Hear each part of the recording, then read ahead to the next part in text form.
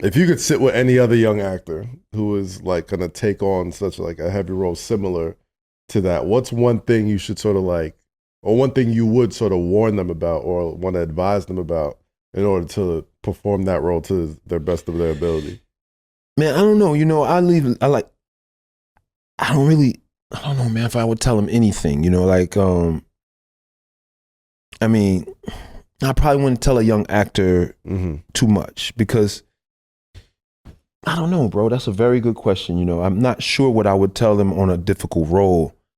What I do tell actors, I mean, I've spoken in classes before, and what I tell people in general in the space where your imagination is your tool, your biggest tool is your imagination, to somehow tap into it. Like, just to remember that is a big deal. People write scripts and go act and go even basketball and go do football, baseball, whatever, boxing, and they don't get creative because they don't use their imagination. They let somebody tell them. So now once I tell you, you're not gonna really do it for yourself, Yeah. And nobody told me nothing. Nobody told me, oh, look, young man, you're gonna have to do this and that. Nobody told me shit, you know what I'm saying? And it's good because I stack my own Legos like that. I don't got nobody, hey man, you do this like this. We all fish, better teach your folk.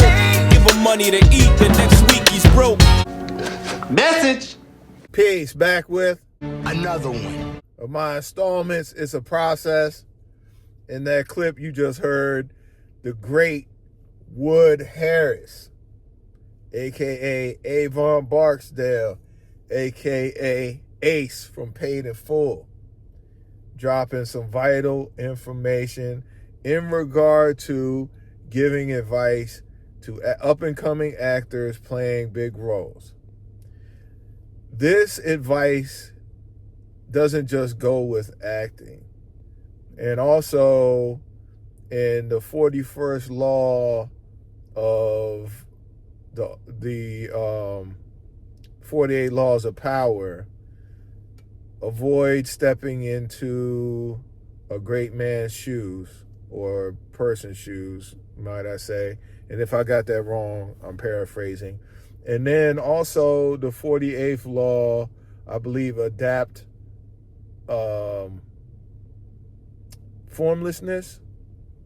I think believe in both of those chapters, and I apologize if I got the chapters names wrong, but the 41st and the 48th speak about doing away with the old. Doing away with the old and creating your own lane, pretty much. And I can't agree more. Nothing is cookie cutter in life. So you can observe these, if you're going to go with acting, you can observe, a De Niro or a Pacino or, Dustin Hoffman, or there's plenty, so on and so on, You can observe them if you're an actor and you say, oh man, he did this, he did that. But you're never going to be able to recreate their greatness, because that's them and that's what made them great. You're never going to be able to follow the roadmap that they have laid, no matter how observant you are or how in depth with their life story you are. You're not going to be able to recreate that. That was for them. So I really appreciate what he says here, and this can resonate on all levels. When you start to take people's advice, even in the same spectrum or field that you're in, now it's good to inform yourself. And if the person, and I've said this in other videos, if the person at the top of your field has books out, or what they read, and you can stay privy of that information, what they like, what stocks they buy, so on and so forth, that's cool to recognize. And it's good to be informed on that level. But you can't recreate what they did in order for it to work for you.